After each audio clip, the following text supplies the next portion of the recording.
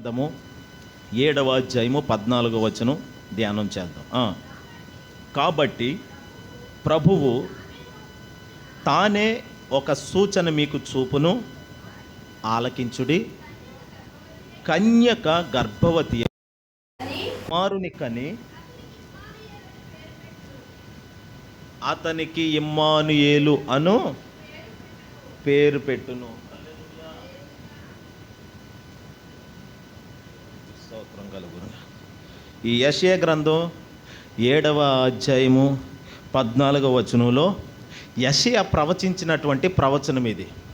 ఈ ప్రవచనం ఏమిటంటే, ప్రభువు ఇచ్చిన ప్రవచనాన్ని ప్రకటన చేశాడు తన గ్రంథములో.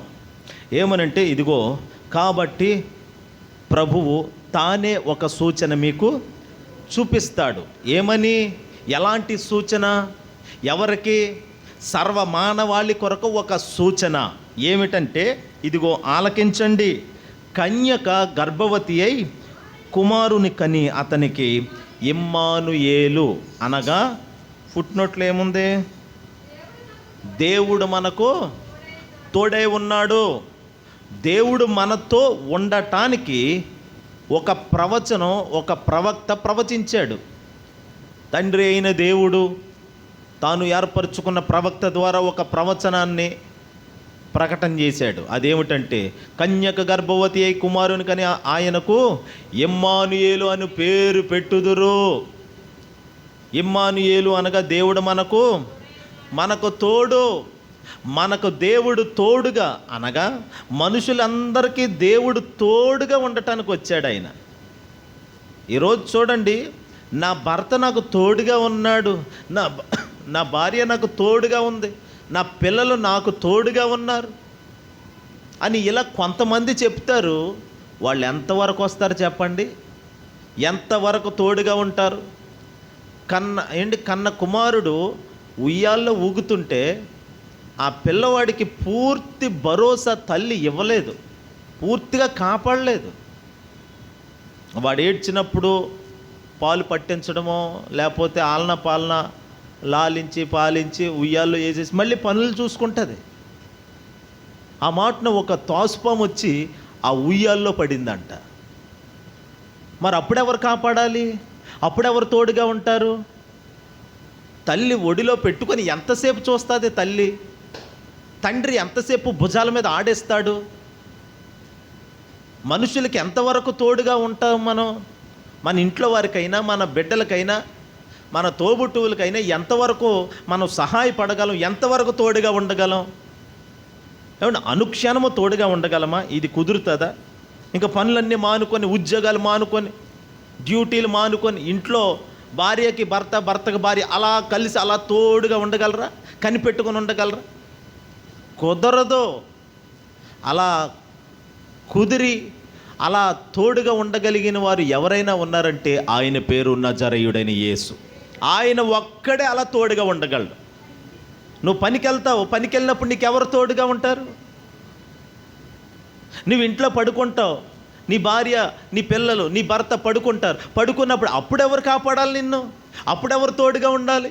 ఇశ్రాయేలును కాపాడువాడు అంటే అనుక్షణము ప్రభువే కాపాడాలి. ప్రభు కనుదృష్టి అనుక్షణము మన మీద ఉంచుతూనే ఉన్నాడు. ఆయన కాపాడుతూ తోడుగా ఉంటూనే ఉండాలి. అదే అంటున్నాడు, మనుషులు ఒంటరి వాళ్ళే ఎప్పటికైనా. ఉయ్యాల్లో ఊగుతున్న పిల్లోడికి తల్లి ఏదో ఏడిచినప్పుడు మాత్రం తోడుగా ఉండొచ్చేమో, కానీ పడుకున్నప్పుడు కూడా, నిద్రపోతున్నప్పుడు కూడా తన ప్రియులు నిద్రించుచుండగా ఆయన వారికి ఇచ్చుచున్నాడు. అంటే అప్పుడు కూడా తోడుగా ఉండేది ఆయనే, ఇమ్మానుయేలే. ఆ ఇమ్మానుయేలు దేవుడే నర శరీరాన్ని ధరించుకొని కన్యక గర్భమున ఉద్భవించిన రోజు ఈ రోజు. హల్లెలూయా. ఆయన తోడుగా ఉండటానికి వచ్చాడు. ఎప్పటికీ నువ్వు ఒంటరిదానివే, ఒంటరివాడివే, నేనైనా నీవైనా మనందరికీ తోడుగా కడ వరకు ఉండేవాడు ఒకే ఒక్కడు. మరలా ప్రకటిస్తున్నాను, ఆయన పేరు నజరేయుడైన యేసు. మా అమ్మాయికి పెళ్లి చేసేవండి, మా అబ్బాయికి పెళ్లి చేసేవండి, వారిద్దరినే జతపరిచేవండి చక్కగా. ఎంతవరకు తోడుగా ఉంటారు ఒకరికొకరు? జీవితాంతం ఒకరికొకరు తోడుగా ఉండటానికి. అదే జీవితాంతం అంటారు, కానీ వాస్తవమేనది? ఖచ్చితమైన మాటేనంటారా? లేదు. భర్త పనికి వెళ్తాడు, డ్యూటీకి వెళ్తాడు, భార్య ఇంట్లో పనులు చక్కబెట్టుకోవాలి. మరి అక్కడ ఉద్యోగానికి వెళ్ళిన భర్తకి ఎవరు తోడుగా ఉండాలి? ఇంట్లో ఉన్న భార్యకి ఎవరు తోడుగా ఉండాలి? ఆయన తప్ప ఎవరున్నారండి చెప్పండి? అందుకని అంటున్నాను, నీవెప్పటికీ ఒంటరి వాడివే, ఒంటరి దానివే. మనుషులను నమ్ముకొనుట కంటే యెహోవాను ఆశ్రయించుట మేలు. ఎందుకని? ఆయన మాత్రమే చివరి వరకు, కడ వరకు తోడుగా ఉండే దేవుడు కాబట్టి.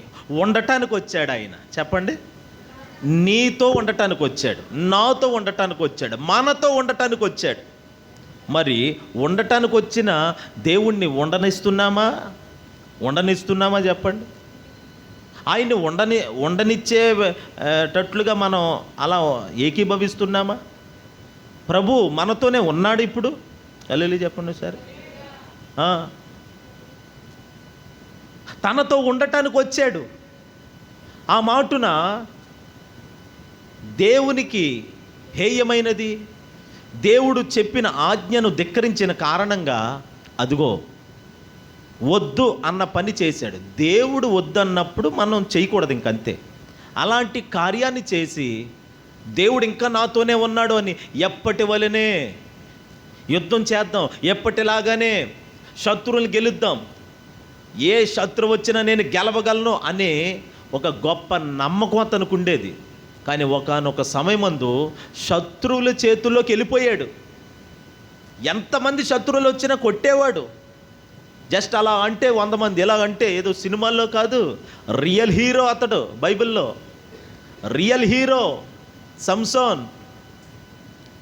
రియల్ హీరో అంటే ఒక గాడిది పచ్చి దవడ ఎముక పట్టుకొని 1000 మందిని కొట్టి చంపేశాడు. అది రియల్ హీరో. హీరోయిజం అంటే అది. ఇప్పుడు డూపులు పెట్టుకొని అంతా ఏంటి బ్యాక్గ్రౌండ్ గ్రీన్ స్క్రీన్ ఒకటి పెట్టుకొని చేస్తూ ఉంటారు. ఇదంతా మాయ, సినిమా ప్రపంచం అంతా మాయ. కానీ అక్కడ ఏ గ్రీన్ స్క్రీను లేదు సంసోన్ వెనకాల, ఏ డూపులు లేవు అక్కడ, ఏదో సరదాగా పెట్టిని కాదు అక్కడ. ఫిలిస్తీన్లనే బలశూరులు 1000 మంది ఒక్కసారిగా వస్తే గాడిది పచ్చి దవడ ఎముక తీసుకొని కొట్టి చంపేశాడు. అంత బలవంతుడు, అంత వీరుడు, శూరుడు, ధీరుడు అతడు. అలాంటి వాడికి ఎందుకంత బలము, ఎలా చేయగలుగుతున్నాడు ఈ యుద్ధాలన్నీ అంటే దేవుడు అతనికి తోడుగా ఉన్నాడు కాబట్టి. హల్లెలూయా. దేవుడు తోడుగా ఉంటే ఎంత యుద్ధాన్నైనా చేయగలం, ఎంత గొప్ప కార్యాలైనా చేయగలం. ఎక్కడికి వెళ్ళినా వర్ధిల్లగలుగుతాం, ఎక్కడికి వెళ్ళినా సాధించగలుగుతాం, ఎక్కడికి వెళ్ళినా కానీ తిరిగి సక్సెస్తో తిరిగి రాగలం. హల్లెలూయా. శుభవార్తలు మోసుకొని రాగలం, మనుషులకి సమాధానాన్ని తీసుకురాగలం ఎక్కడికి వెళ్ళినా కానీ. కానీ ఒకానొక సమయమందు శత్రువుల చేతులు అంత బలవంతుడే చెక్కబడి కొట్టబడి అదిగో ఎడ్చబడ్డాడు. ఇడ్చుకుంటూ తీసుకుపోయారు, కళ్ళు పీకేసి. ఏమైంది అని అంటే దేవుడు నాకు తోడుగా ఉన్నాడన్న భ్రమలో ఉండిపోయినండి. నేను చేసిన పనికి మాలిన పని వలన ఆయన నన్ను వదిలేసి వెళ్ళిపోయాడండి. యెహోవా ఎడబాసినని అతనికి తెలియకుండెను. సంసోనుకి అర్థం అవ్వలేదంట దేవుడు అతన్ని వదిలేసినట్లు. కానీ ఆనాడు సంసోన్ని అలా విడిచిపెట్టడానికి కారణం ఏంటంటే ఆజ్ఞ అతిక్రమం, అది పాత నిబంధన. కానీ క్రొత్త నిబంధనలో ఆయన నిత్యము మనతో ఉండటానికి వచ్చాడు అంతే. ఆయన అలాగని బురదలో ఉండేదమా, పాపములో నిలిచి ఉండేదమా? అట్లనరాదు. ఇక పాపము లేని వారిగా మనం జీవించటానికి ఆయన మనకి తోడుగా ఉండటానికి వచ్చాడు ఆయన. అయితే చూడండి, యేసయ్య నాతో ఉన్నాడనే భ్రమలో, ఏదో భ్రాంతిలో, నిర్లక్ష్యంగా ఏమాత్రం ఉండకూడదు మనం. హల్లెలూయా చెప్పండి. ఏమాత్రం నిర్లక్ష్యంగా ఉండకూడదు. దేవుని బిడ్డలారా, ఉన్నాడు కదా అనుకొని భ్రమలో అలా ఉండిపోకూడదు. ఉన్నాడా లేదా, నేను ఆయనతో ఉన్నానా లేదా, ఆయన నాతో ఉన్నాడా లేదా, ఆయన ఉండటానికి వచ్చాడు, నేను ఉండనిచ్చానా లేదా. యేసు ప్రభుని కొంతమంది చీపురు కట్టించి ఏదో కుక్కను తరిమేసినట్లుగా తరిమేసేవాళ్ళు కూడా ఉన్నారు. మాకు వద్దు ప్రభు, నువ్వు వద్దు ప్రభు అనేవాళ్ళు ఉన్నారు. గెరాసేనుల దేశంలో ఒక వ్యక్తికి దయ్యాలు పడితే ఆ దయ్యాలన్నీ వదలగొట్టాడు. ఆ దయ్యాలన్నీ అదిగో పందుల మందలోకి వెళ్ళిపోయినాయి. ఎందులోకి వెళ్ళిపోయినాయి? మొన్న ఒక పాస్టర్ గారు పందుల లెక్క చెప్పాడు. పంది రేట్ ఎంత? పంది రేట్ ఎంత అండి? ఒక్కో పంది తెలుసా? మాకేం తెలుసు పాస్టర్ గారు, ఎప్పుడన్నా ఆ వ్యాపారం చేసామా? ఎంత రేట్ అండి? మొన్న చెప్పారు, లెక్కలన్నీ వేసాం మేము పాస్టర్లు అందరం.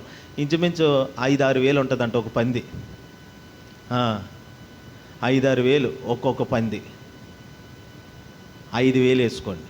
ఇప్పుడు కొట్టండి, 2,000 ఇంటూ 5,000 కొట్టండి ఒకసారి. 2,000 ఇంటూ 5,000 కాలిక్యులేట్ చేయండి.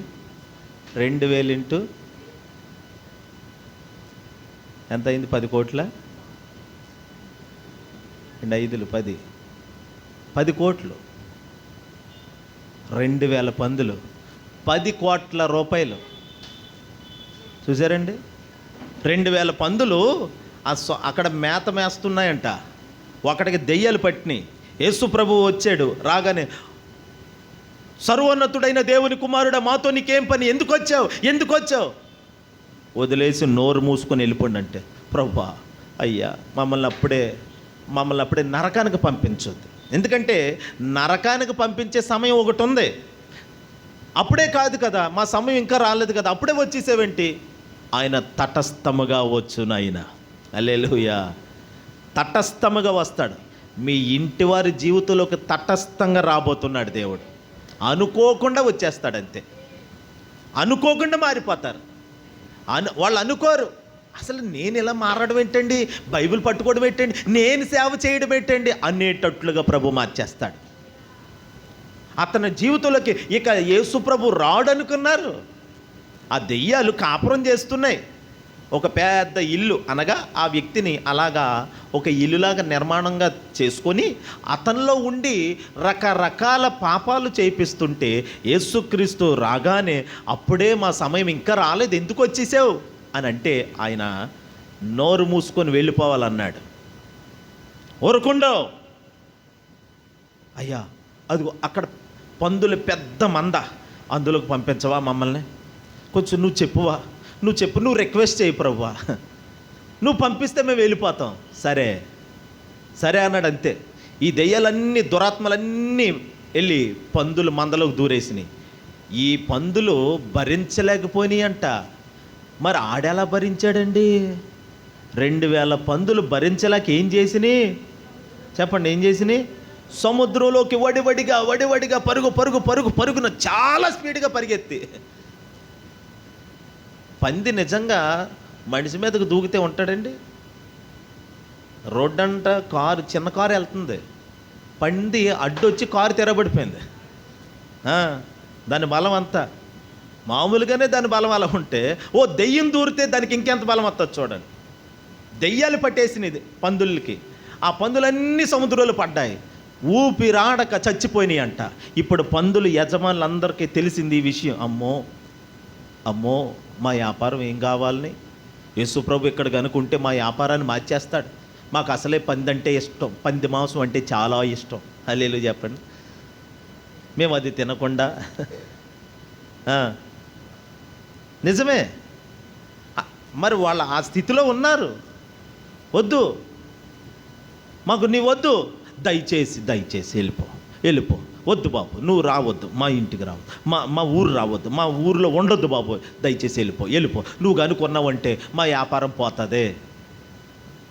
అరే, పందుల్లో ఉన్న దెయ్యాలు ఒక వ్యక్తిలో ఉన్నప్పుడు ఆడు ఎక్కడున్నాడు తెలుసండి? శ్మశానంలో, సమాధుల్లో ఉన్నాడు. ఇప్పుడు సమాధుల్లో ఉన్నవాడు సమాజంలోకి వచ్చి అందరితో పాటు ఒక పేరు కలిగిన వాడుగా, వినాలి, ఒక విలువ కలిగిన వాడుగా, సమాజంలో గొప్ప వ్యక్తిగా తీర్చబడ్డాడు అతడు. అలా తీర్చబడడానికి కారణం ఏంటంటే అతనిలో ఉన్న దెయ్యాలు వెళ్ళిపోయినాయి. పందులు చూడండి, ఆ దెయ్యాలు పందులు కోరుకున్నాయి.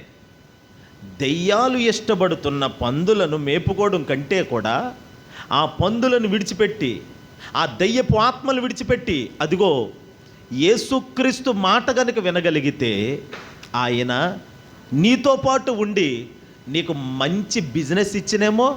హల్లెలూయా చెప్పండి. నీ వ్యాపారాన్ని అక్కడ వరకే నీ వ్యాపారం, ఆ గెరాసేనుల దేశం, ఆ పందులు వ్యాపారం అక్కడ వరకే. అదే యేసుక్రీస్తు నీకంటూ ఒక మంచి బిజినెస్ ఇస్తే, ఇస్సాకు ఆ దేశమందు ఉన్నవాడే ఒక విత్తనం వేసి 100 అంతల పంట పండించుకున్నాడు కదా. ఒక వ్యవసాయకుడిగా చేసునేమో నిన్ను ఆ బిజినెస్ వదిలేస్తే. కొంతమంది వదలరు, నాకు అదే ఇష్టం అంటారు.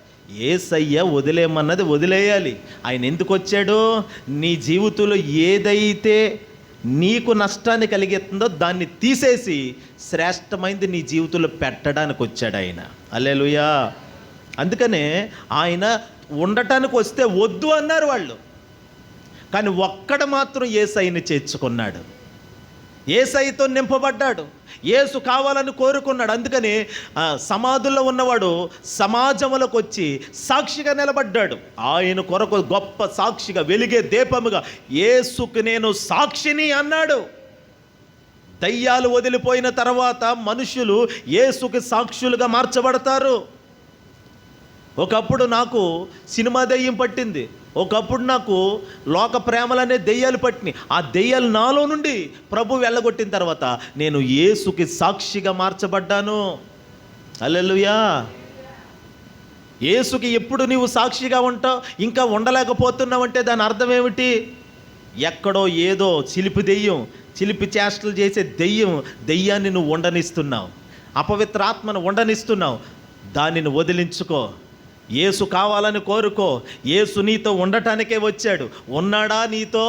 ఉంటే నువ్వు సాక్షిగా మారిపోతావు. ఆయన నీతో ఉంటే, నీ లోపలుంటే, నీ హృదయంలో ఉంటే, ఆ గ్రహింపు నువ్వు తెచ్చుకొని ఆయన నువ్వు ఏకమైతే, ఇద్దరు కలిస్తే ప్రపంచానికి నీ పేరు తెలుస్తుంది ఖచ్చితంగా. నీ పేరు ఘనముగా మారుమ్రోగుతుంది.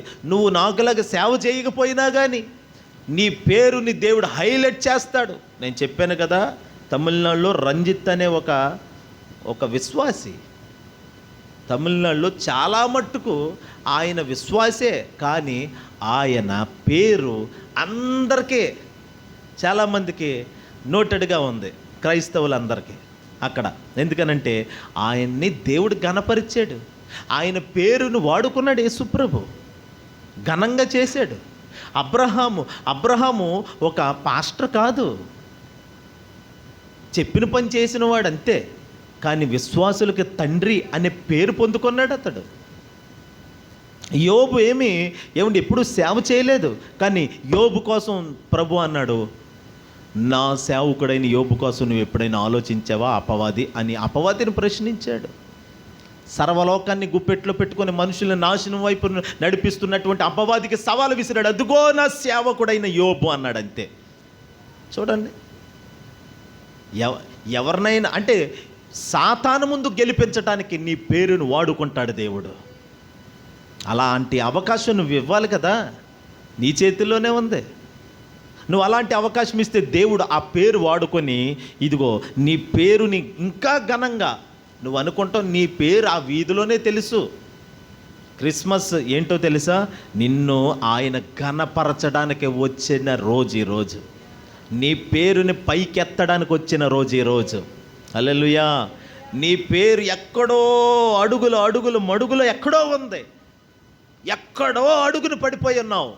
అక్కడ ఉన్న నిన్ను పైకి లేపడానికి వచ్చాడు ఆయన. హల్లెలూయా, హల్లెలూయా.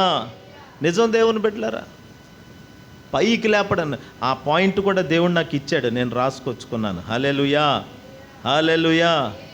చూడండి మరొక మాట మత్తయి సువార్త 9వ అధ్యాయము 24-25 చూడండి. మత్తయి సువార్త 9వ అధ్యాయము. రే ఎక్కడికే, ఇక్కడ కూర్చో.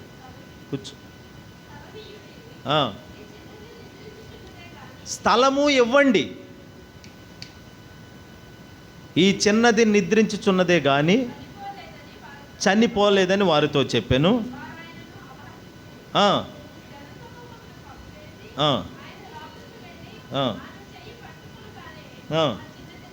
ఆ చిన్నది లేచెను. ఈ సమాచారము, ఓ చిన్నది లేచింది. ఎక్కడుందంటామే? ఆమె ఎక్కడుంది అమ్మా? ఆమె ఎక్కడుంది? అంటే మరణములో ఉంది, చావులో ఉంది. ఆమె మరణపు వేదన ఆమెను బంధించింది, అడుగును పడిపోయింది. అలాంటి ఆమెను లేవనెత్తడానికి వచ్చాడు యేసయ్య. ఇప్పుడు ఆమె బ్రతికింది. అందరూ వచ్చి సాక్షి చూస్తారు. అమ్మా, నువ్వు చచ్చిపోయావు కదా. హల్లెలూయా చెప్పండి. నీ కోసం మేము ఏడ్చాము. చెప్పండి, నీ కోసం మేము ఏడ్చాము. అయ్యో, నువ్వు చచ్చిపోయావని ఏడ్చాం, మళ్ళీ బ్రతికేవు అని అడిగితే అప్పుడు ఆ అమ్మాయి అంటది కదా, ఆ యవనస్తురాలు, యేసయ్య నన్ను బ్రతికించాడండి, యేసుక్రీస్తు నన్ను లేవనెత్తడానికి వచ్చాడండి. ఎక్కడో అడుగును పడిపోయిన నా జీవితాన్ని, నా పేరుని ఆయన ఘనపరిచాడు.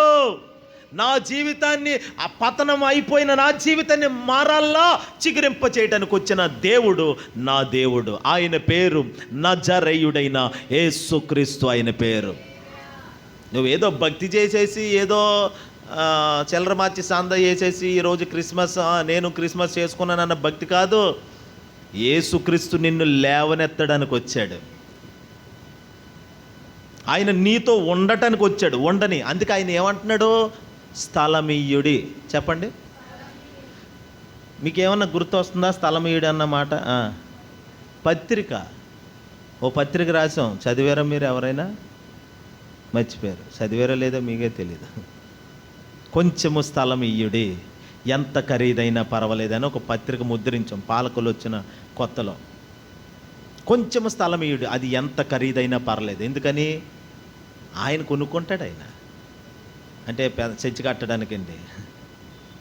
హృదయంలో కొంచెము స్థలమీయుడు. అదే ప్రభు అడుగుతూ, స్థలం ఇవ్వండి, నన్ను ఉండనివ్వండి, అక్కడ కొంచెం చేర్చుకోండి రా అమ్మా, అయ్యా కొంచెం నన్ను చేర్చుకోండి.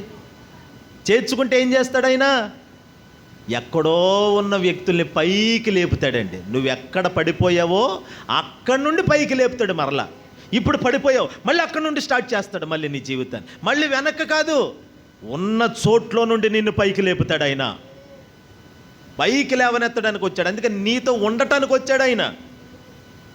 మరి నువ్వు ఉండనిస్తున్నావా? లేదంటే గెరాసేనుల దేశంలో వాళ్ళు తరిమేసినట్లుగా, మాకు యేసు వద్దు, వద్దు ప్రభా, మా జీవితం మేము చూసుకుంటాం, మా బాధలు అయ్యో మేము పడతాం, నువ్వు వెళ్ళిపో. మళ్ళీ చరిత్రలు కనబడలేదు. ఆ గెరాసేనుల దేశంలో మరొక కార్యం జరిగినట్లేదు ఇంకా. ఎందుకంటే యేసు ప్రభుకి అక్కడ అవకాశం ఇవ్వలేదు. యేసుకి చోటు లేని స్థలాలు ఎన్నో ఉన్నాయి. అవన్నీ పాడు దెబ్బలుగా, పెంట దెబ్బలుగా మార్చబడే ఉన్నాయి ఈ రోజుకి. తెలుసా? యేసుకి చోటు ఇవ్వాలి. కన్యమరియా యేసుని చేర్చుకొని, ఏమండి, మరియా యోసేపులో ఓ 12 సంవత్సరాల వరకు చాలా జాగ్రత్తగా యేసు ప్రభుని కాచుకున్నారు. నేను చెప్పొచ్చే మాట ఏంటంటే, యేసుని కాచుకోండి. చెప్పండి, యేసుని కాచుకోండి. వెళ్ళిపోనివ్వద్దు, ఉంచండి, ఆయన్ని ఉండనివ్వండి. యేసుక్రీస్తుని దేవుడు మనకు తోడు ఉండటానికి, తోడుగా ఉండటానికి వచ్చాడు. ఉండనివ్వండి, ఆయన పంపేకండి, చేతులారా చేజార్చుకోకండి. యేసుక్రీస్తుని ఉండనివ్వండి మీ బ్రతుకులో. ఏం చేస్తాడు? మరలా చెప్తున్నాను, అట్టడుక్కి వెళ్ళిపోయిన నిన్ను మరలా రీస్టార్ట్ చేస్తాడు ఆయన. మళ్ళీ మొదలు పెడతాడు, మళ్ళీ ముందుకు దూసుకుపోయేలాగా చేస్తాడు. ఎంత వెనకబడిపోయావో అంత ముందుకు తీసుకెళ్ళేటట్లు ప్రభు చేస్తాడు. అందుకే యేసుక్రీస్తు నీ జీవితంలోకి వచ్చాడు. ఉండనివ్వండి, వెళ్ళగొట్టుకోమాకండి. ఆయన నీ జీవితంలో సైలెంట్ అయిపోయేటట్లుగా కాదు, నువ్వు సైలెంట్ అవ్వాలి, ఆయన ప్రజెంట్ అవ్వాలి. ఆయన హల్లెలూయా, ఆయన కనబడాలి. నువ్వు సైలెంట్గా ఉండు. ఊరకుండు ఆయనే దేవుడని తెలుసుకోండి. నెమ్మదిగా, నిమ్మళంగా, మౌనంగా ఉండండి. ఆయన తన కార్యం చేస్తాడు. మీరు సైలెంట్ అవ్వండి, ప్రభు మాట్లాడతాడు. మీరు అలా నిలిచి ఉండండి, ఊరక నిలిచి చూడుడి. రేపు యెహోవా మీ మధ్య అద్భుత కార్యములు చేయను. చేతులెత్తి హల్లెలూయా చెప్పండి. హల్లెలూయా. ఉండటానికి వచ్చాడు, ఇమ్మానుయేలుగా వచ్చాడు. దేవుడు మనకు తోడు. మనకు అనడం కంటే నాకు తోడు అనండి. సరే గట్టి చెప్పుకోండి, గుండెల మీద చేసి చెప్పుకోండి, ఇమ్మానుయేలు నాకు తోడు అనండి. నీకు తోడు అని చెప్పండి పక్కన వాళ్ళకి. నీకు తోడు. ఎవరు తోడు? మీరు ఉండలేరులేండి, యేసయ్య తోడని చెప్పండి. హల్లెలూయా. యేసయ్య నీకు తోడుగా ఉన్నాడు. హల్లెలూయా. యేసయ్య మనకు తోడుగా ఉండటానికి వచ్చాడు. ఉండనివ్వండి, వెళ్ళగొట్టొద్దు. స్థలం ఇయ్యుడే అని అడుగుతున్నాడు. ఎందుకు? నేను అక్కడ ఉంటే మరణం నన్ను చూసి పారిపోద్ది. యేసయ్య వచ్చాడో లేదో మరణం వెళ్ళిపోయిందండి. జీవము అక్షయతను వెలుగులోకి తీసుకొచ్చాడు. అందుకనే ఆయనను చూసిన మరణం తొలగిపోయి ఆ చిన్నది పైకి లేచెను. ఈ సమాచారము దేశమంతా వ్యాపించిందంట. ఎంతవరకు? దేశమంతా వ్యాపించిందంట. ఇప్పుడు దేశమంతా వ్యాపించిందంటే దాని అర్థం ఏంటి? అందరి చెవులకి అది వినబడింది. ఏది? అదిగో పలానా చోట యేసుక్రీస్తుకి చోటిచ్చారంట, చేర్చుకున్నారంట. ఆ తర్వాత ఆయన వచ్చి చచ్చిపోయిన ఒక యవనస్తురాల్ని లేపాడంట, బ్రతికించాడంట. ఇప్పుడు ఆమె ఒక్కరితే కాదు, ఆమెతో పాటు యేసు కూడా తోడుగా ఉన్నాడంట. అల్లెల్లి చెప్పండి అమ్మా. ఏమున్నాడు? ఆయన తోడుగా ఉన్నాడు. యేసుక్రీస్తు సువార్త ప్రకటన జరిగిపోతుంది. ఇప్పుడు నేను అనేది ఏంటంటే, యేసుని మీరు ఉండనివ్వండి, నీ ద్వారా సువార్త ప్రకటన దేశమంతా జరగబోతుంది. యేసు ఎవరితో ఉంటాడో వారి ద్వారా సర్వలోకానికి సువార్త ప్రకటించబడుతుంది. యేసు నీతో ఉంటే నీ పేరు మారుమరోగుతుంది. అంతకు మించి యేసు నామము ప్రకటించబడతానే ఉంటుంది. యేసు నామము ప్రకటన చేయబడుతూనే ఉంటుంది. హల్లెలూయా. నశించిపోతున్న ఆత్మలను ఆయన దర్శిస్తాడు నీ ద్వారా. నువ్వు ఒక పేటకి లేకపోతే ఒక కోటకి పరిమితం కాదు, దేశాలకు సంబంధించిన వ్యక్తిగా దేవుడు చేస్తాడు. ఎక్కడో ఒక చోట ఉన్న ఆ చిన్న యవనస్తురాలనండి ఆయన ఏం చేశాడు? దేశానికి వినబడేలాగా చేశాడు ఆయన. చెప్పండి, మనసు ఎక్కడ పెట్టానండి? హల్లెలూయా. దేశానికి వినబడేలా చేశాడు. ఒకవేళ అప్పట్లో టెక్నాలజీ కనుకుంటే, టీవీలు ఇప్పుడు టీవీలు ఉన్నాయి చూడండి. ఇప్పుడు టెక్నాలజీ, ఈ ఫోన్లు ఇవన్నీ ఆండ్రాయిడ్ ఫోన్లు అన్నీ వచ్చేసినాయి కదా. ఈ టెక్నాలజీ కనుక అప్పుడు కూడా ఉంటే ఏం జరిగిందో తెలుసండి? వెంటనే మీడియా అంతా ఆమె దగ్గరికి వెళ్ళి ఎలా జరిగింది, మీ అమ్మాయి ఎప్పుడు చనిపోయింది? అప్పుడు TV9, నేను TV9 దేవిని మాట్లాడుతున్నాను. అలా చెప్పండి, నేను TV9 రిపోర్టర్ శ్రీధర్ని మాట్లాడుతున్నాను. ఇదిగో ఇప్పుడే అందిన తాజా వార్త, ఇదిగో మనతో పలానా వాళ్ళు మాట్లాడుతున్నారు. ఇప్పుడే పాప తండ్రితో మాట్లాడాం, నిన్న 1 గంటకి చనిపోయిందంట అని. ఇలా రిపోర్ట్ల మీద రిపోర్ట్లు. వాళ్ళ ఛానల్ గ్రోత్ పెరిగిపోతుంది అండి. ఆ వ్యూస్ పెరిగిపోతాయి, లక్షలు. ఏదైనా చిన్న వార్త వస్తే ఆగుతలేదు కదండి, డబ్బా కొట్టేస్తున్నారు. అప్పుడు కనుక మీడియా ఉంటే ఎలా హాట్ టాపిక్ అయిపోయినా చూడండి. హల్లెలూయా చెప్పండి. యేసుక్రీస్తు ఏ మీడియా లేనప్పుడు ఆయన సువార్త ప్రకటించాడు. ఇప్పుడు ప్రపంచం అంతా వ్యాపించింది, అప్పుడు వ్యాపిస్తూనే ఉంది. దేశానికి చేరిందంట ఆ ఒక్క కార్యం. ఆ నోట. హల్లెలూయా. చూడండి, మనుషులే ఒకప్పుడు మీడియా లాంటి వారు. ఇప్పుడు TV9లు, ఈ BBC ఇవన్నీ ఇప్పుడు వచ్చినాయి. ఇవి లేకముందు మనుషులే ఒక టీవీ ఛానల్లాగా పనిచేశారు. అప్పుడు ఒక మీడియాలాగా పనిచేశారు. అదిగో యేసు ప్రభు పలానా దేశంలో ఒక యవనస్తురాలను బ్రతికించాడంట, చనిపోయిన అమ్మాయిని లేపాడంట. ఆయనకు చోటు ఇచ్చారు, ఆయన ఉండనిచ్చారు. కాబట్టి ఒకవేళ వాళ్ళు స్థలం ఏమో అండి, వెళ్ళిపోండి, వీడు స్థలం అడుగుతున్నారెట్టి, లోపల రావాలి, పర్మిషన్ ఇవ్వండి, లోపలికి వస్తాను అంటారెట్టి, మేమేమో అన్నారనుకోండి, ఆయన వెళ్ళిపోయాడు అనుకోండి, అమ్మాయి బ్రతుకునా? వినాలి, అమ్మాయి బ్రతుకునండి, లేచునా, సజీవురాలుగా మారునా? చూడండి దేవుని బిడ్డలారా, నేను అంటున్నాను, మీ జీవితాన్ని, మిమ్మల్ని దేశానికి పరిచయం చేయాలనుకుంటున్నాడు యేసయ్య. చెప్పండి, దేనికి? నన్ను, నా యేసయ్య దేశానికి పరిచయం చేయాలని వచ్చిన రోజు ఈరోజు. నన్ను, నా యేసయ్య ప్రపంచ దేశాలకి నన్ను కనపరచాలని, నన్ను ఘనపరచాలని, నా కోసం నన్ను పైకి లేవనెత్తడానికి వచ్చిన రోజు ఈ రోజు. హల్లెలూయా. నేను నమ్ముతున్నాను అతి త్వరలోనే భారతదేశానికి నేనెవరో తెలిసేటట్లుగా నా ప్రభు చేయబోతున్నాడు. హల్లెలూయా. రాష్ట్రాలకి నా పేరు వినబడేలా ప్రభు చేయబోతున్నాడు, దేశాలకి నా పేరు వినబడేలా ప్రభు చేయబోతున్నాడు. ఎందుకో తెలుసా? విక్టర్ పాల్ అంటండి యేసుక్రీస్తును ప్రకటిస్తున్నాడు. అతడు వాక్యం చెప్పేటప్పుడు పాపులు రక్షణ పొందుతున్నారు, రోగులు స్వస్థత పొందుతున్నారు, చనిపోయిన వారు బ్రతుకుతున్నారు. అదిగో కుష్ఠరోగులు శుద్ధులగుచున్నారు, అనేకులు ప్రభు రాజ్యానికి సిద్ధపడుతున్నారు. అతని ద్వారా యేసుక్రీస్తు రాజ్యము కట్టబడుతుంది. ఇది చాలు నా జీవితానికి. హల్లెలూయా. చెప్పండి, చేతులెత్తి హల్లెలూయా చెప్పండి. దేశాలకి ఉద్యమము రగలబోతుంది. ఒక దేశమంతా ఉద్యమముతో నింపబడింది. దేశమంతా కూడా యేసుక్రీస్తు పేరు మారుమోగిపోతుంది. ఆనాడు ఇప్పుడు ఎంత టెక్నాలజీ దేవుడు ఇచ్చాడు. ఈ టెక్నాలజీని వాడుకునే జ్ఞానాన్ని కూడా ప్రభు మనకిచ్చి ముందుకు నడిపించును గాక. హల్లెలూయా. ప్రభు కార్యం చేయబోతున్నాడు. నేను నమ్ముతున్నాను. ప్రపంచ దేశాలకి మనల్ని గూర్చి దేవుడు మనకిచ్చిన ప్రత్యక్షతలు, దేవుడు మనకిచ్చిన ప్రకటనలు ముందుకు వెళ్ళిపోయేటట్లుగా ప్రభు చేయబోతున్నాడు. హల్లెలూయా. అయితే చూడండి, స్థలం ఇస్తే, ఉండనిస్తే ఏవైనా చేస్తాడు ఆయన. నీతో ఉంటే ఏమైనా చేస్తాడు ఆయన. హల్లెలూయా, హల్లెలూయా. చూడండి, యేసుక్రీస్తు మాతోనే ఉన్నాడు కదా అనే భ్రమలో ఉండిపోయారు. కొంచెం నిర్లక్ష్యంగా వ్యవహరించారు. ఎవరో? యోసేపు, కన్యమరియా. ఆయనకి జనమనైతే ఇచ్చారు, ఎంతో జీవితంలో చాలా మట్టుకు ఖర్చు అయ్యారు వాళ్ళు. మరి దేవుని కొరకు అంత సమర్పణ, అంత త్యాగము, అంత భక్తి కొనసాగుతూనే ఉంది. అయితే జరిగింది ఏమిటంటే కాస్త నిర్లక్ష్యం వహించారు. యేసు మాతోనే ఉన్నాడు కదా అనుకున్నారు. కానీ అంతలో ఏం జరిగిందో తెలుసా? చూడండి, మాట చదువుతాం. లూకాసు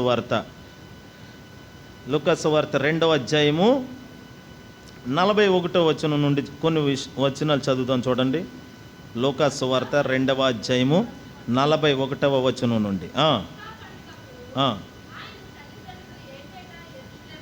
వెళ్ళుచుండువారు ఆయన 12 ఏండ్లవాడై ఉన్నప్పుడు ఆ పండుగ ఆచరించుటకై వాడుక చొప్పున వారు యెరూషలేమునకు వెళ్ళిరి.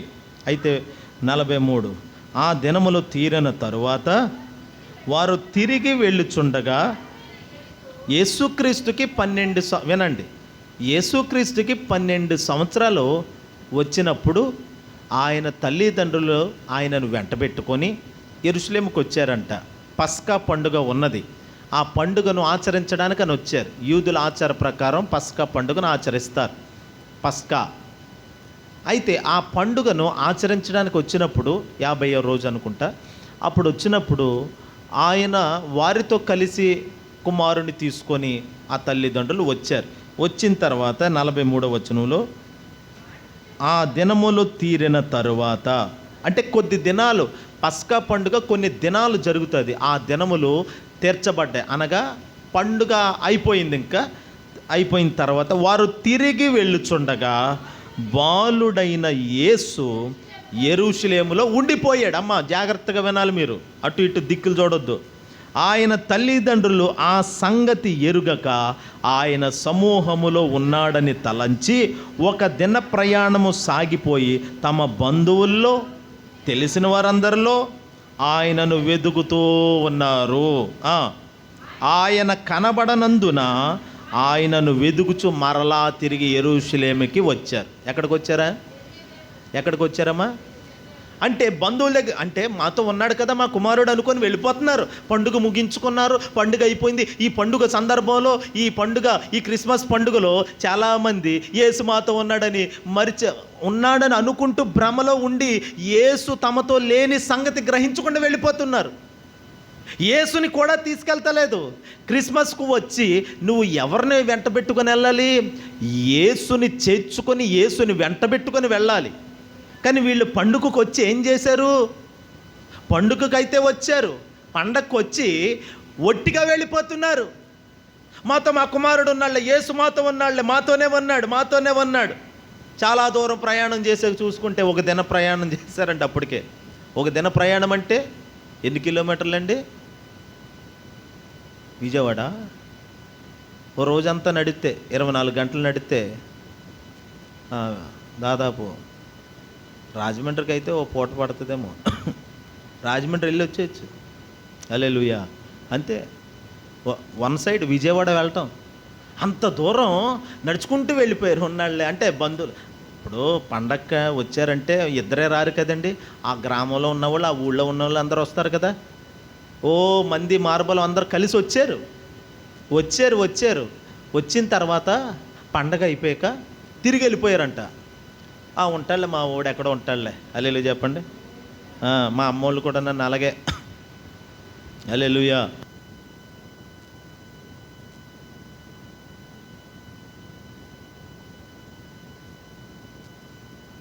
ఉంటే నేను అలాగా అక్కడ తప్పిపోయి ఉంటే ఈ పాటికి మరి నేను ఏమైపోతున్నా.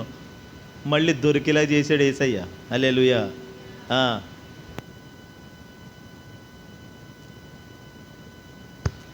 మొత్తం మీద ప్రభు మా అమ్మలకి నేను దొరికేలా చేశాడు. ఎందుకంటే ఆయన పని ఉంది కదా నాకు. హల్లెలూయా. నన్ను బట్టి మా అమ్మ నాన్న గణపరచబడాలి కదా, వాళ్ళని బట్టి నేను గణపరచబడాలి కదా. అందుకనే దేవుడు మళ్ళీ వెతికి పట్టుకొని తెచ్చి ఇక్కడ పెట్టాడు. అలాగే వాళ్ళు వెళ్ళిపోయారు. చూసుకుంటే అర్రే ఇప్పుడు ఎవరింటికాల్లో వాళ్ళు ఊరు వచ్చేసేసరికి ఎవరి మట్టికాల్లో వెళ్ళిపోతుంటే యేసుబాబు ఎక్కడున్నావు, ఇంకెక్కడున్నాడు, వదిలేశారు. పండగకు వచ్చి యేసయ్యని వదిలేసి వెళ్ళిపోయారు వాళ్ళు. పండగ ఎవరితో కలిసి చేసుకోవాలండి? ఆయనతో కలిసి పండగను ఆచరించాలి. పులియని రొట్టెతో పండుగ ఆచరించాలి. కపటము లేని మనసుతో ఆచరించాలి పండగను. పండగకు వచ్చి యేసుబాబుని వదిలేసి వెళ్ళిపోయారు. ఈ అడవుల్లో పడి ఈ క్రిస్మస్ పండగలు చేసి డ్యాన్సులు వేసి అది చేసి ఇది చేసి యేసయ్యను మాత్రం వదిలేసి వెళ్ళిపోతున్నారు. క్రిస్మస్లో పంచిపెట్టి అన్నీ పట్టుకొని వెళ్ళిపోతున్నారు. కొంతమంది అట్టుపూలు తెస్తే వాళ్ళు తెచ్చిన అట్టుపూలు అందినాయి నాకు, మరి వీళ్ళు పెట్టిన కేక్ అందింది, వీళ్ళు పెట్టిన చాక్లెట్లు వచ్చినాయి, అవి అన్నీ పోగేసుకొని పట్టుకెళ్తున్నారు. కానీ ఇంత ప్యాకింగ్ వచ్చింది ఒక్కొక్కరికి. ఎందుకని క్రిస్మస్కి ఒట్టిగా రారు కదండి. ఎవరి మట్టుకాలో 4-5 అట్టుపూలు గెల్లో, లేకపోతే కొంతమంది పెద్ద కేకు, ఇలా పలహారాలు తెస్తారు. హల్లెలూయా. ఇలా తెస్తారు చాలా సంఘాలు. తెచ్చినప్పుడు అవన్నీ పంచిపెట్టినప్పుడు ఒక్కొక్క మనిషికి ఎంత ప్యాకింగ్ వస్తుంది చివరికి. అవన్నీ పట్టుకొని ఈ సందర్భంలో, ఈ సంతోషంలో, ఈ పండగ అడవుళ్ళే వెళ్ళిపోతున్నారు. కానీ యేసుక్రీస్తుని అక్కడ వదిలేసి వెళ్ళిపోతున్నారు. నాకేవ్వండి, నాకు అటుపలు అందలేదండి, కేక్ నాకు రాలేదు, నా వరకు రాలేదు. కేక్ అందలేదని, లేకపోతే నాకు పళ్ళు అందలేదని, పలహారం అందలేదని గొడవ పెట్టుకునేవాళ్ళే. కానీ యేసయ్య నాతో ఉన్నాడా లేదా, యేసు నాలో ఉన్నాడా లేదా, ఆయన అసలు నాతో ఉండటానికి వచ్చిన పండగ కదా ఈ పండగ రోజు, నేను ఆయనతో పాటు కలిసి ఇంటికి వెళ్ళాలి కదా అని అనుకోకుండా ఈ పప్పలో పలహారాల్లో సంగతే చూసుకుంటున్నారు.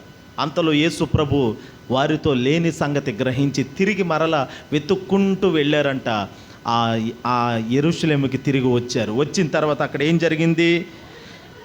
46వ వచనం.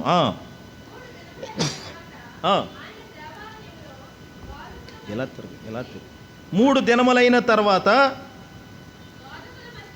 ఆయన దేవాలయంలో బోధకుల మధ్య కూర్చుండి. ఎక్కడ కూర్చున్నాడు యేసయ్య? యేసు ఎక్కడున్నాడు? బోధకుల మధ్య కూర్చుండి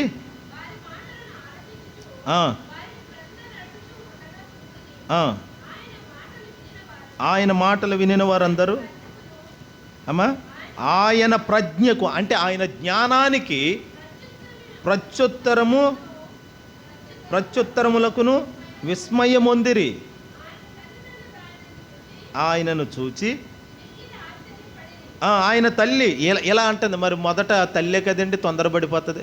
ఏంట్రా నాయనా నువ్వు లేక మేమే తల్లాడిపోయావు, యెరూషలేమంతా నెతికెట్టి. ఏమైంది? యేసుబాబును నిన్ను ఎవరు వదిలేమన్నారు? యేసు లేకుండా నువ్వు ఎందుకు వెళ్ళావు?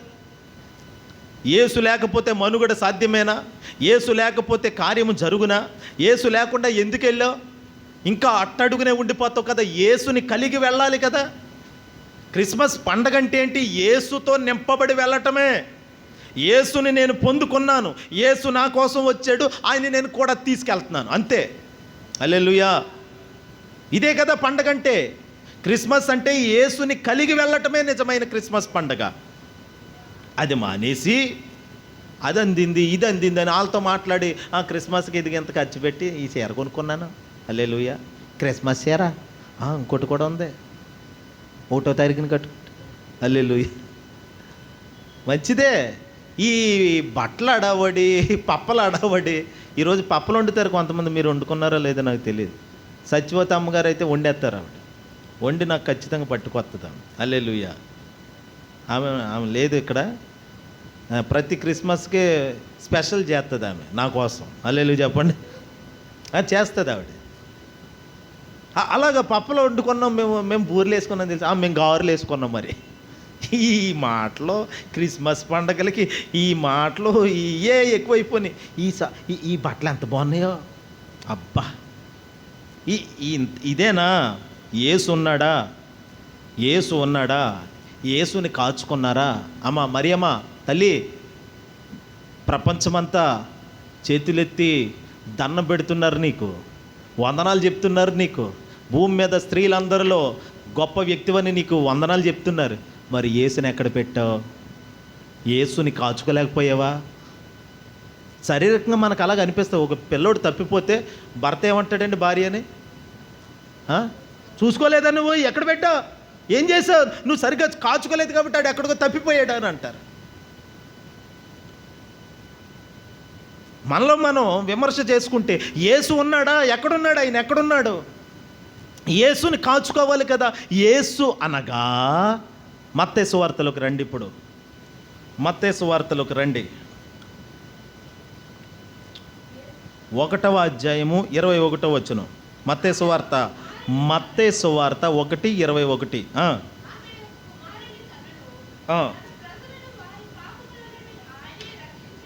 గనుక ఫుట్ నోట్లు ఏముంది? గట్టి చదవండి. అంటే యేసుని కాచుకోవాలి మనం. చెప్పండి ఎవరిని? యేసు అనగా ఏంటి? రక్షకుడు అనగా రక్షణను కాచుకోవాలి. నిజమైన క్రిస్మస్ ఆంతర్యం ఏమిటంటే పొందిన రక్షణను కాచుకోవాలి. ఇది కాచుకునే పండగ, ఇది కాపాడుకునే పండగ. ఇది క్రైస్తవ జీవితం అంటే యేసుక్రీస్తు నీ జీవితంలోకి ఇవ్వబడ్డాడు. ఆయన వరముగా పంపబడ్డాడు, గిఫ్ట్గా తండ్రి నీకు ఇచ్చాడు. ఇచ్చిన దాన్ని కాపాడేవా? కాచుకున్నావా? ఓ రోజు తండ్రి ప్రశ్నించబోతున్నాడు, నేను నీకు ఒకటి ఇచ్చాను కదా, ఎక్కడ పెట్టావు? అమ్మా కాంతికళ్ళ గారు ఎక్కడ పెట్టారు? కరుణమ్మ తల్లి గారు ఎక్కడ పెట్టారు? అపరం గారు ఎక్కడ పెట్టారు? దేవుడి అలా ప్రశ్నించబోతున్నాడు. అందుకనే కాచుకోవాలి. రక్షణ కోల్పోయే పరిస్థితులు ఉంటున్నాయి. ప్రస్తుత పరిస్థితుల్లో రక్షణను కోల్పోతున్నారు. రక్షణ కోల్పోయి నిరీక్షణ లేకుండా లోకముతో కలిసిపోయిన వాళ్ళు ఉన్నారు. లోకం ఎటు వెళ్తే అటు వెళ్ళిపోతున్నారు. లోకం ఎటు వెళ్తుందో తెలుసా? నేను చెప్పనా? నాశనం వైపు వెళుతుంది. లోకంతో పాటు వెళితే అదిగో నాశనమే. చాలామంది రక్షణ పొంది రక్షణను తాకట్టు పెట్టేశారు. రక్షణ వస్త్రాన్ని చింపేసుకున్నారు. రక్షణ వస్త్రం అదిగో రేకంప మీద ఒక వస్త్రం తగులుకుంటే అది చిరిగిపోయినట్లుగా అనేక చోట్ల చిరిగిపోయింది కొంతమంది రక్షణ. అయ్యో! హెబ్రీ పత్రికలో మాట చూడండి, 2:3 వచనం. హెబ్రీ పత్రిక 2వ అధ్యాయం 3వ వచనం చూడండి ఒకసారి. చాలా జాగ్రత్తగా వినాలి బాప్తిసం పొందిన వాళ్ళందరూ కూడా. ఇప్పుడు హెబ్రీ పత్రిక 2వ అధ్యాయము 3వ వచనం. ఇంత గొప్ప రక్షణ మనము నిర్లక్ష్యము చేసిన ఎడల ఎలాగు తప్పించుకుంటాము? అదిగో రక్షణ ఎలా వచ్చింది? ఆయన బోధించడం వలన, తండ్రి నోటి మాటగా వచ్చిన యేసు మనకు రక్షకుడిగా మార్చబడి మనకు రక్షణ వస్త్రముగా మనకి ధరించబడ్డాడు. ఆయన రక్షణ వస్త్రముగా నీకు ఇవ్వబడ్డాడు యేసు. ఇప్పుడు ఆ యేసు నీతో ఉన్నాడా? రక్షణ ఉందా? కాచుకున్నావా రక్షణను? ఈ క్రిస్మస్ వర్తమానం ఏమిటో చెప్పనా? రక్షణను కాచుకోండి. ఏదో ఎప్పుడో 10 సంవత్సరాల క్రితం బాప్తిసం పొందినండి పాస్టర్ గారు, మీరే ఇచ్చారు కదండి, నాకు 5 సంవత్సరాలు అవుతుందండి. ఎన్ని సంవత్సరాలు అవుతుందని కాదు, నీ రక్షణ వెల ఎంతో చెప్పనా? నువ్వు పొందిన రక్షణ వెల. ఏ మనుషుడు ఎంత డబ్బు ఇచ్చిన, ప్రపంచమంతా ధనం ఎంత ఉందో అంత ధనం పోగేసిన కొనలేని విలువైన రక్షణ యేసుక్రీస్తు నీకు ఉచితంగా ఇచ్చాడు. హల్లెలూయా. మరి అంత ఉచితంగా ఇచ్చిన రక్షణను ఏమండి, ఇప్పుడు ఓ మాట చెప్పనా? ఇప్పుడు ఇదే రక్షణ వస్త్రం అనుకోండి, ఇదే నేను ధరించుకున్న షర్టే అనుకోండి. సొట్ట కాల్చాను అనుకోండి, ఇప్పుడు నేను ఈ వస్త్రానికి ఏమవుతుంది? బెజ్జం పడుతుంది. ఏం పడుతుంది? బెజ్జం పడిపోద్ది.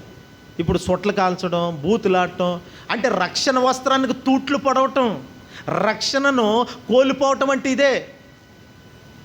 ఇంకా పాపము చేస్తూ ఇంకా శరీర కార్యాలు కనుక మనం ఉంచుకుంటే ఈ రక్షణ వస్త్రాన్ని మొత్తం మీద పీగుడిపోయేలాగా, చిరిగిపోయేలాగా చేస్తుంది. అందుకనే మనం ఏం కాపాడుకోవాలి? గట్టి చెప్పండి. ప్రతిరోజు రక్షణ నాతో ఉందా? రక్షకుడు నాతో ఉన్నాడా? నేను రక్షణ పొందిన వ్యక్తిని చెప్పండి ఒకసారి. గట్టి చెప్పుకోండి మాట. పొందిన వాళ్ళు చెప్పండి. నేను పొందినోళ్ళే చెప్పండి. నిజంగా నేను రక్షణ పొందిన వ్యక్తిని. మరి పొందినప్పుడు ఉందా? కాపాడుకుంటున్నారా? రక్షణను కాచుకోవాలి. యేసు తల్లి అయిన మరియా, తండ్రి అయిన యోసేపులు నెత్తుకుంటున్నారు. ఎక్కడ వదిలేశారు? అయ్యో యేసేడి, మాతో ఉండటానికే కదా పుట్టాడు, మాతోనే ఉన్నాడు కదా ఇంతవరకు. అవును, నీ నిర్లక్ష్యాన్ని బట్టి, నీ అవిధేయతను బట్టి రక్షణ కోల్పోతావు. జాగ్రత్త.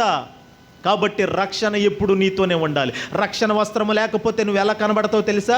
రక్షణ వస్త్రం లేకపోతే మొత్తానికి ఏమండి, ఆనాడు ఆదాము అవ్వలు వస్త్రహీనులుగా, దిగంబరులుగా మార్చబడ్డారు చూడండి. అలాగుంటాం మనం దేవుని దృష్టిలో. మనము దిగంబరులుగా ఉండకూడదని ఆయనే మనకి రక్షణ వస్త్రంగా మార్చబడి మన మీద కప్పబడ్డాడు. ఆయన తండ్రి మనందరం దిగంబరులుగా ఉన్నామని ఒక రక్షణ వస్త్రాన్ని కప్పాడు మన మీద. ఆ రక్షణ వస్త్రం పేరే నజరేయుడైన యేసు. నీ మీద రక్షణ వస్త్రం దేవుడు కప్పాడు, మనందరి మీద రక్షణ వస్త్రం కప్పాడు. ఆ కప్పబడిన రక్షణ వస్త్రం పేరు నజరేయుడైన యేసు. మరి కాపాడుకుంటున్నావా? కాచుకుంటున్నావా? కాచుకో. హల్లెలూయా. రక్షణ వస్త్రాన్ని కాచుకో. రెండవది చూడండి, ఆయన పేరు. ఆయన ఎవరు? ఆయన కాచుకోవాలంటున్నాను కదా. ఆయన పేరు మరొక మాట కూడా చదువుతాం చూడండి. అదే మత్తయి సువార్త 1వ అధ్యాయము 1వ వచనం చూడండి.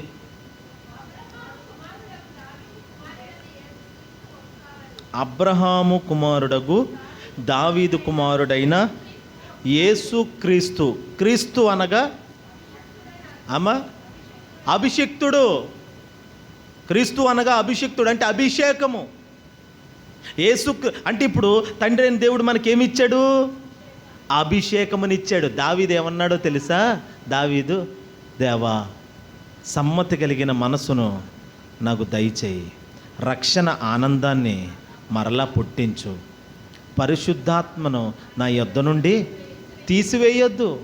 పరిశుద్ధాత్మ నా యొద్ద నుండి తీసివేయొద్దు. నువ్వు ఆత్మను నేను కోల్పోను. ఇంకా ఆత్మ కావాలి నాకు.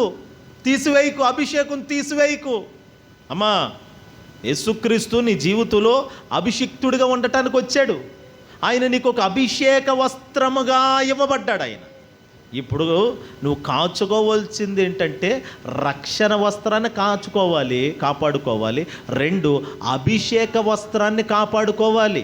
హల్లెలూయా. ఆత్మను కాపాడుకోవాలి. దావీదు మొరపెట్టాడు, అయ్యా నీ ఆత్మను యొద్ద నుండి తీసివేయకయ్యా అని. ఎందుకని? పరిశుద్ధాత్ముడు సున్నితమైన వాడు. ఆత్మను దుఃఖపరచకుడి, ఆత్మను ఆర్పకుడి, ఆత్మను నిర్లక్ష్య పెట్టకుడి. 3 సంగతులు ఉన్నాయి. పరిశుద్ధాత్మ అభిషేకాన్ని నిర్లక్ష్య పెట్టొద్దు, ఆర్పుకోవద్దు, దుఃఖ పెట్టొద్దు. ఆయన్ని మీరు ఏదైనా పోకిరి మాటలు, అనవసరమైన మాటలు మాట్లాడితే పరిశుద్ధాత్ముడు దుఃఖపడతాడు తెలుసా? కోపం, కోపిష్టితనం, ఆవేశం, శరీర కార్యాలు ఇవన్నీ పరిశుద్ధాత్మను దుఃఖపరుస్తాయి. అందుకని కోల్పోకండి, కాచుకోండి దేవుడిచ్చిన అభిషేకాన్ని. హల్లెలూయా చెప్పండి. హల్లెలూయా. నా యొద్ద నుండి తీసివేయొద్దు. నువ్వు నా యొద్ద నుండి తీస్తే నేనేమైపోతాను? దయచేసి తీసివేయొద్దు. హల్లెలూయా. దేవుని బిడ్డలారా, దావీదుకి శరీరానుసారంగా వినండి, కుమారులు ఉన్నారు. శరీర సంబంధమైన కుమారులు చాలామంది ఉన్నారు. కానీ ఆ కుమారుల పేర్లు అయితే కొత్త నిబంధనలో లేవు. కానీ యేసుక్రీస్తుకి దావీదు కుమారుడు అని పేరు వచ్చింది. దావీదుకి శరీర సంబంధంగా పుట్టిన కుమారులు నెమ్మదిని కలుగు చేయలేదు, దావీదుకి సంతోషాన్ని ఇవ్వలేదు దావీదుకి. కానీ ప్రభు అయిన యేసుక్రీస్తు ఆత్మ సంబంధమైన కుమారుడిగా జన్మించాడు. దావీదు ఎప్పుడోడు, యేసుక్రీస్తు ఎప్పటివాడు. కానీ యేసుక్రీస్తు దావీదు పేరు చెప్పుకొని దావీదు కుమారుడిగా ఉండటానికి వచ్చాడు. ఆయన నీ పేరు చెప్పుకొని నీకు ఒక కుమారుడిగా, అందుకనే మానకు కుమారుడు, నీకు కుమారుడు అనుగ్రహించబడ్డాడు. నీకు అంటే కుమారుడు శారీరకంగా, మన శరీరంలో పుట్టిన పిల్లలు మనకి మేలు చేస్తారో కీడు చేస్తారో మనం ఎరగకపోయినా ఆ కుమారుడు అనగా యేసుక్రీస్తు ఆయన మాత్రం మనకు మంచే చేస్తాడు. నీ పిల్లలు నీకు నెమ్మది లేకుండా చేస్తారు. కానీ యేసుక్రీస్తుని కుమారుడిగా నువ్వు అంగీకరించి కుచితాన్ని మారైతీతే కుమారహ అన్నారు. అంటే చెడ్డ కార్యాలను చంపేవాడే నిజమైన కుమారుడు అని అర్థం. హల్లెలూయా. మంచిని నేర్పించడానికి, మంచిని నీతో చేయించడానికి వచ్చాడు ఆయన. నీ జీవితంలో మంచినే చేయాలని వచ్చాడు ఆయన. దావీదుకి కుమారుడిగా ఉండటానికి ఇష్టపడ్డాడు. అందుకనే ఆయన మీదే దృష్టి పెట్టాలి. నాతో నా యేసు ఉన్నాడా లేదా, ఆ రక్షణ ఉందా లేదా, అభిషేకం ఉందా లేదా అని ఎల్లప్పుడూ ఆ పరిశుద్ధాత్మ మీద గురి పెట్టాలి. ఆ యేసయ్య మీద గురి నిలపాలి సదాకాలము. అందుకనే కీర్తనకారుడు దావీదు గర్భము గుండా లేక దావీదు వంశంలోనే ఎందుకు జన్మించాడైనా? నేటికి దావీదు పట్టణమందు, చెప్పండి, దావీదు పట్టణమందు నేడు రక్షకుడు. దావీదు పట్టణమందు పుట్టాడు. ఆయన పిలువబడటం కూడా దావీదు కుమారుడని పిలువబడుతున్నాడు. ఎందుకు ఒప్పుకున్నావు ప్రభా? దావీదు కుమారుడు ఉండటానికి ఎందుకు ఒప్పుకున్నావు? అసలు దావీదు ఎలాంటి పిల్లలు కన్నాడో తెలుసా? వాళ్ళు లోబడరాళ్ళు. మరి నువ్వెలా ఒప్పుకున్నావు దావీదు కుమారుడిగా ఉండటానికంటే? దావీదు గొప్ప ఆరాధికుడు. ఆరాధించే వాళ్ళను ఆయన ఘనపరుస్తాడు. ఆరాధించే వాళ్ళతో ఆయన ఉండటానికి వచ్చాడు ఆయన. హల్లెలూయా. చూడండి, ఒక మాట చదువుదాం. కీర్తనల గ్రంథం, కీర్తనలు 16వ అధ్యాయము 8వ వచనం ఒకసారి చూడండి. నేను ముగిస్తున్నాను. సదాకాలము యెహోవా యందు నా గురి నిలుపుచున్నాను. అంటే దావీదు, వినండి, దావీదు మనసంతా, దావీదు ఎప్పుడు ఆయన వైపే చూసేవాడంట, ఒక్కసారి తప్ప. అంటే రక్షణను పొందుకున్నాడు కదండి, ఏదైతే కలిగి ఉన్నాడో దాని మీదే దృష్టి పెట్టాడు దావీదు. చెప్పండి, ఏదైతే కలిగి ఉన్నాడో దాని మీద దృష్టి పెట్టాడు. నేనేమంటున్నానంటే, రక్షణను మీరు కాచుకోవాలంటే దాన్నే చూడండి, యేసు వైపు చూడండి, గురిగా పెట్టుకోండి యేసుని. ఆ రక్షకుని వైపు చూడండి, ఆయన్ని కాచుకోగలుగుతారు. ఇప్పుడు మరియా యోసేపులు యేసు మీదే గురి పెట్టుంటే ఆయన తప్పిపోనండి? చేయి పట్టుకొని ఆయనతో కలిసి నడిస్తే తప్పిపోవడానికి కారణం ఏంటంటే సమూహంలో ఉన్నాళ్లే అనుకుంటూ ఉన్నారు. ఆయన చేయి పట్టుకోలేదు, ఆయనతో లేరేళ్ళు. నేను అదే అంటున్నాను, నీవు పొందిన రక్షణ మీద నువ్వు గురి పెడితే యేసుతో నువ్వు నడవగలుగుతావు. హల్లెలూయా. నువ్వు పొందిన రక్షణ చాలా విలువైంది, చాలా గొప్పది. మరి అంత గొప్ప రక్షణ మీద నువ్వు గురి పెట్టకపోతే రక్షణ కోల్పోతావు అంతే. సాతానుగాడు వచ్చి ఎత్తుకెళ్ళిపోతాడు. నీ దగ్గర ఉన్న వస్త్రం, రక్షణ వస్త్రాన్ని దొంగిలించేస్తాడు, పరిశుద్ధాత్మ వస్త్రాన్ని దొంగిలించేస్తాడు. కాబట్టి ఆ పరిశుద్ధాత్మ వస్త్రాన్ని, రక్షణ వస్త్రాన్ని కోల్పోకుండా కాపాడుకోవాలి నువ్వు. హల్లెలూయా చెప్పండి. కాపాడుకోవాలంటే ఆయన మీద దావీదులాగా ఆయన మీదే గురి పెట్టాలి, ఆయన్నే చూస్తూ ఉండాలి అన్ని విషయాల్లో. అందుకనే దావీదు కుమారుడిగా ఒప్పుకున్నాడు ఆయన. నేను దావీదు కుమారుడిని ఇప్పుడు నేను. అందుకనే రోగులు వచ్చినా, దెయ్యాలు పట్టిన వాళ్ళు వచ్చినా, సమస్యలతో ఉన్నవాళ్ళు వచ్చినా వాళ్ళు పిలుస్తారు, దావీదు కుమారుడా, నజరేయుడైన యేసు మమ్మను కరుణించవా అని కేకలు వేశారు పుట్టి గుడ్డివాళ్ళు. అప్పుడు ఆయన పలికాడు, ఆ పేరు మీద పిలిస్తే పలికాడు. హల్లెలూయా. దావీదు పేరు ఎత్తుతున్నావేటి? అలా పిలిస్తే పలకను నేను అనేవాడు కాదు. ఆ పేరుతో పిలిచిన పలికి ఆగి అతన్ని కరుణించి అతని కనులు కుంటితనాన్ని తొలగించి నడిపించాడు ఆయన. హల్లెలూయా. దేవుని బిడ్డలారా, నీ పేరు మీద యేసు ఘనపరచబడాలని చూస్తున్నాడు. నీ పేరుని ప్రభువుకి దానంగా ఇచ్చే. మన పేరు ఆయన వాడుకుంటాడు ఆయన. హల్లెలూయా. చివరిగా మరొక మాట చూడండి.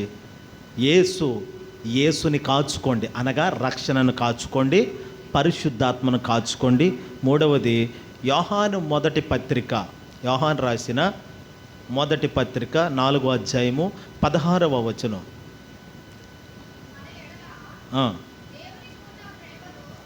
మన ఎడల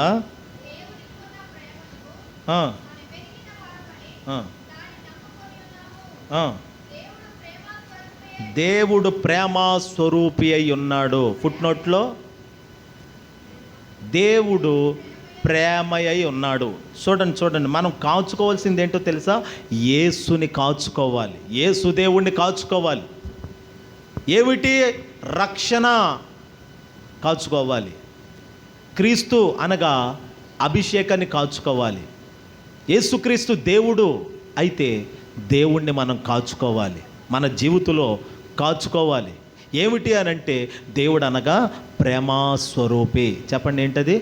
ప్రేమను కాచుకోండి దేవుని బిడ్డలారా, సంగమా, ప్రేమను కాచుకోండి. ప్రేమ లేనివాడంట, నన్ను చూస్తూ వినండి, ప్రేమ లేనివాడు మరణమందు నిలిచి ఉన్నాడు. నీలో ప్రేమ లేకపోతే మరణములో ఉంటావు నీవు. మరణకరమైనది నీ జీవితంలో ఉన్నదని అర్థం.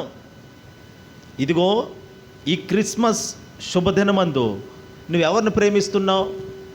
బంధువుల్ని ప్రేమించి వాళ్ళకి వీళ్ళకి అవి ఇవి వండి పెడతావేమో. మరి అనాథులు, పేదలు, దిక్కులేని వారు ఉన్నారు కదా, వారి మీద ఈరోజు నువ్వు కనుక ప్రేమ చూపగలిగితే యేసుక్రీస్తు పుట్టుక సార్థకం అవుతుంది. దారిలో పోయేటప్పుడు 4 పళ్ళు ఏమన్నా కొని ఆ దిక్కులేని దరిద్రులుగా రోడ్ల ప్రక్కన పడున్న వాళ్ళకి ఏదోటి కొని చెల్లండి. ఈరోజు ఒక మంచి పని చెయ్యండి. అలా రోజు చెయ్యండి, చేతనైనప్పుడల్లా చెయ్యండి.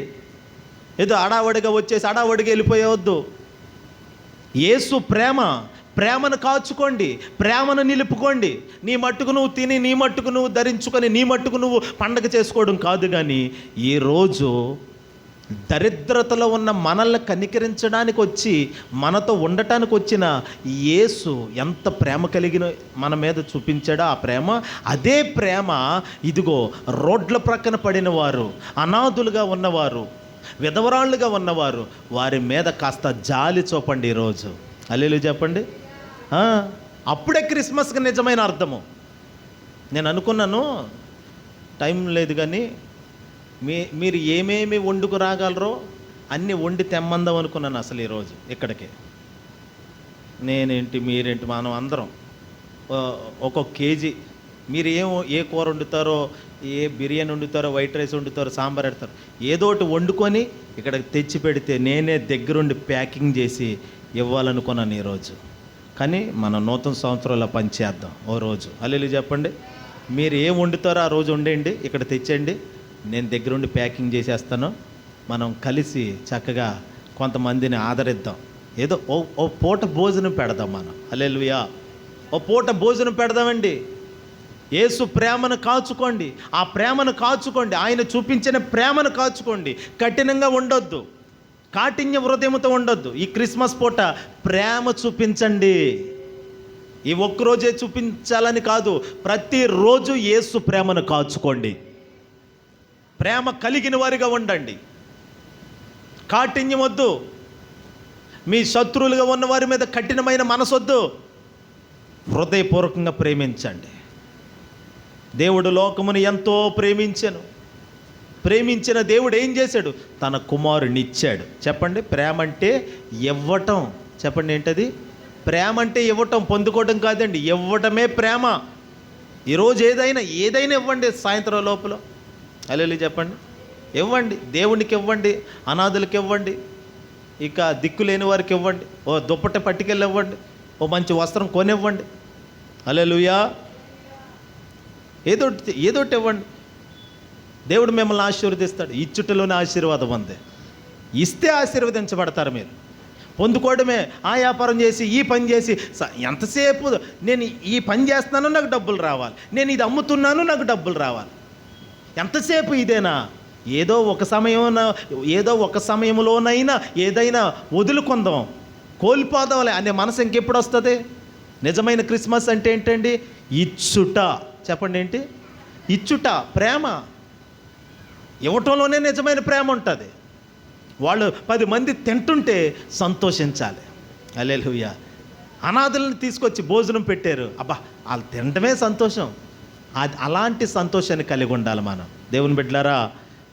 అందుకని ప్రేమను కాల్చుకోండి. దేవుడు అంటే ప్రేమ, యేసుక్రీస్తు అంటే ప్రేమ. ఆ ప్రేమను కాల్చుకోండి. యేసు అంటే రక్షకుడు, రక్షణను కాల్చుకోండి. యేసుక్రీస్తు అంటే అభిషేకం, పరిశుద్ధాత్మ వస్త్రం, దాన్ని కాచుకోండి. యేసు లేని ప్రయాణం కలవరంతో కూడిన జీవితమే అది. యేసు లేని జీవితం. యేసు నీతో ఉండటానికి వచ్చాడు, ఉండని. గెరాసేనుల దేశంలో మాకొద్దు బాబో నువ్వు వెళ్ళిపో అన్నట్లుగా చెయ్యొద్దు. ఆయన ఉండటానికి వచ్చాడు, ఉండనివ్వండి. ఆయనకు విసుగు పుట్టించొద్దు, ఆయన కోపము రేపొద్దు. ఆయన్ని శాంతపరుచుకుంటూ, ఆయనతో సహవాసం చేస్తూ, ఆయనతో కలిసి ముందుకు సాగిపోదాం. దేవుడి మాటలు మన వినికిలో దీవించును గాక. ఆమేన్. ప్రార్థన చేసుకుందాం. మోకరించండి. అమ్మ ప్రార్థనలో ఉండండి కాసేపు.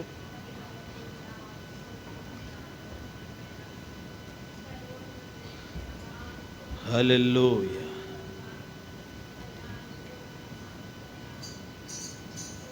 హల్లెలూయా.